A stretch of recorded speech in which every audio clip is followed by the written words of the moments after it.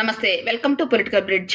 చంద్రబాబు గారు, లోకేష్ గారు దావోస్లో పర్యటిస్తున్నారు మన ఆంధ్రప్రదేశ్ రాష్ట్రానికి పెట్టుబడులు తీసుకురావడానికి. అందులో భాగంగా ఆర్ఎంజెడ్ అనే ఒక సంస్థతో ఒప్పందాలు కూడా చేసుకున్నారు. వీళ్ళు మన విశాఖపట్నంలోని కాపులపాడులో 91,000 కోట్లు పెట్టుబడులు పెడుతున్నారు. 1,00,000 వరకు ఉద్యోగాలు కల్పిస్తాము అని చెప్పేసి ప్రకటించారు ఆ కంపెనీ ప్రతినిధులు. అయితే దీనిపై వైసీపీ వాళ్ళు విమర్శలు చేస్తున్నారు. బెంగళూరులో ఉండే కంపెనీకి దావోస్ వెళ్ళి మరీ ఎంఓయూలు చేసుకోవాలా? ఒక రియల్ ఎస్టేట్ కంపెనీ 1,00,000 ఉద్యోగాలు ఎలా కల్పిస్తుంది అని చెప్పేసి ప్రభుత్వాన్ని విమర్శలు చేస్తున్నారు. ఇక్కడ ఒక విషయం తెలుసుకోవాలి. ఒక కంపెనీ పెట్టుబడి పెట్టింది అంటే అక్కడ ఒక ఎకో సిస్టమ్ బిల్డ్ అవుతుంది. డైరెక్ట్గా కొన్ని జాబ్స్ ప్రొవైడ్ చేస్తారు, దానికి రిలేటెడ్ అయ్యి డిపెండెంట్గా ఇండైరెక్ట్ జాబ్స్ కూడా ఉంటాయి.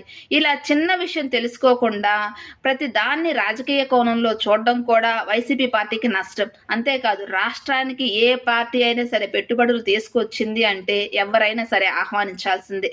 మీరేమంటారు? కామెంట్ చేయండి. వీడియో నచ్చితే లైక్ చేయండి, సబ్స్క్రైబ్ చేయండి. Thank you.